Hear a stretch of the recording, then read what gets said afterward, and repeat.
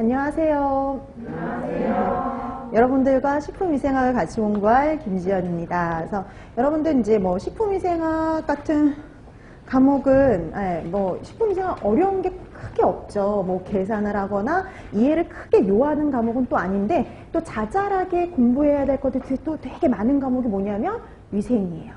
자, 그래서 여러분들이 뭐 이제 이론을 이제 3, 4, 5, 6 4개월 동안 탄탄히 다져두셨죠. 이제 그걸 토대로 해가지고 이제 문제를 하나씩 집을 짓듯이 문제를 하나씩 풀어가시면 되는데요.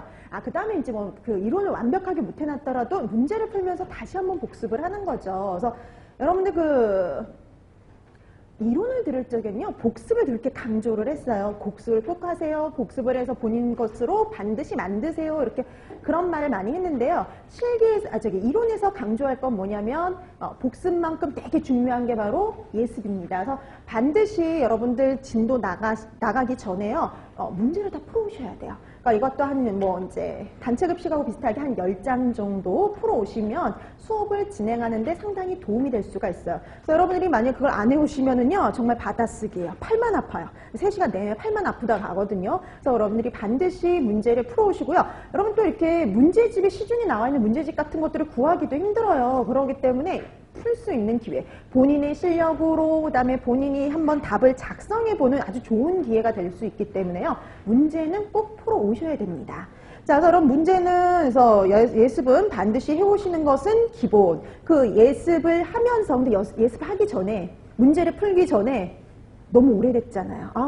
그래도 3, 4, 5, 6 이렇게 뭐 공부한 내용이 있긴 하지만 또 다시 보면 또 새롭잖아요. 그러니까 항상 이제 그 문제 푸시기 전에 한번 거기에 해당하는 내용들을 먼저 한번 쭉 읽으면서 복습을 하시고 머릿속에 한번 상기를 하시고 스스로 문제를 한번 풀어보시는 거죠. 되도록이면 책을 보지 말고 내가 책을 보지 않고 어느 정도까지 답을 작성할 수 있는지 그런 것들을 한번 여러분들의 능력을 파악하는 이렇게 그 시간을 좀 할애할 필요가 있어요. 그래서 내가 어디까지 알고 있고 내가 모르는 부분이 무엇인지를요, 문제 예습을 하면서, 문제풀이 예습을 하면서 본인의 실력을 파악하는 것도 필요하죠. 그러니까 여러분들이 본인의 실력을 파악을 해서 이제 적나라하게 드러나겠죠. 간단하게 쓰는 건 되는데 좀 길게 쓰는 건 안 된다. 이런 것들이 좀 부족하다. 그런 것들 파악하고 부족한 것들을 파악을 해서 채워 넣으면 되거든요. 그러니까 아직까지는 완벽하지 않지만 이 문제풀이를 통해서 완벽하게 여러분들이 완성을 해주실 필요가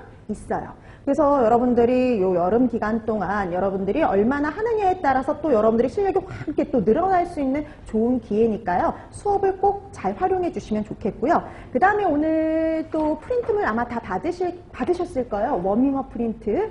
동영상 강의를 듣는 분들은 학습 게시판에 올려져 있으니까 출력하셔서 사용을 하시면 됩니다. 그러니까 동영상 강의를 들으시는 분들도 워밍업 프린트는 수업 시작 전에 항상 풀어두시면 되는 건데요. 이 워밍업 프린트는 이제 항상 그날 들어갈 내용, 그날 할 내용을 미리 점검하는 거예요. 그래서 우리가 모든 내용을 솔직히 이론에서 했던 모든 내용을 다 문제로 풀어보기에는 좀 힘이 들어요.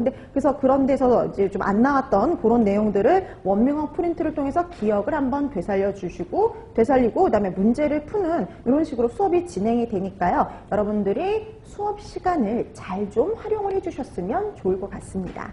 그 다음에 여러분들도 뭐 식품위생이 어느 정도 나오는지는 다 알고 계시죠? 10% 정도가 뭐 80문제 10%면 뭐 8점 이 정도인데요. 간혹 얘는 10점까지도 나온 적은 있습니다. 그러니까 6점에서 10점 사이라고 생각하시면 되는데요. 왜냐?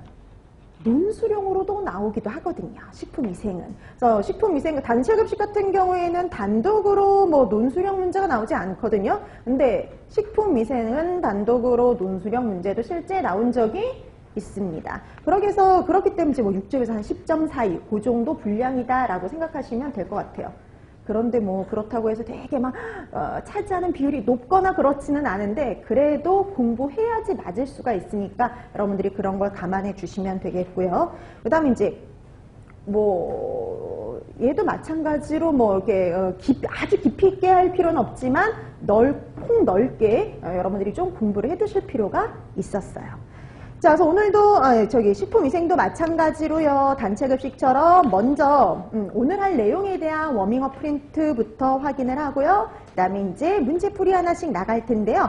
자, 우리가 이제 오늘 기본적으로 이제 할 게 뭐냐면 미생물의 종류와 특성이에요. 여러분 미생물의 종류와 특성, 미생물들 기억나시나요? 세균, 뭐 곰팡이, 효모, 바이러스 이런 것들인데요. 각각의 어떤 종류들이 있고 특징들이 어떤 것들이 있는지를 파악하셔야 되는데 이런 것들은 나중에 뭐랑 또 연결이 되냐면 부패세균들하고 또 연결이죠. 그래서 어떤 식품에 부패세균은 누가 있는지를 파악해 주시는 것이 필요한데요. 세균, 곰팡이, 효모, 바이러스 이 중에서 제일 중요한 건 뭐냐면 네, 세균, 제일 종류도 많고 제일 시험 문제에 나올 가능성이 높았던 게 세균, 그 다음에 곰팡이 정도다라고 생각을 하시면 되는 거였죠.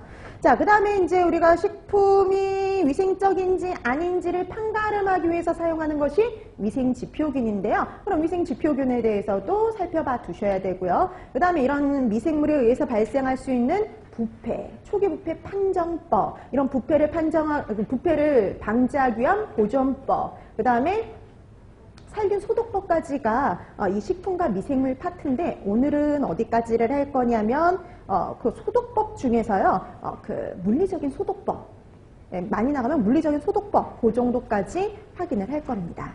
자, 그래서 오늘 워밍업 프린트를 통해서 그 관련된 내용들 한번 기억을 상기하자고요. 자, 1번부터 갑니다. 자, 일부 세균들이 외부 환경이 열악할 때 만들어내는 일종의 저항체입니다. 이걸 뭐라 그러냐면 포자 내지는 아포라는 단어를 쓰죠. 그러니까 우리가 항상 여러분들 구별하셔야 되는데 세균은 원래는 영양세포, 세포 상태로 존재하죠. 가장 일반적인 건 세포 상태로 존재해요. 그래서 세포 하나가 균 하나를 의미를 하는데요. 이런 세균 중에 일부, 그러니까 바실러스, 클로스트리디움 이런 균들은요. 외부 환경이 열악할 때 무슨 형태를 취할 수가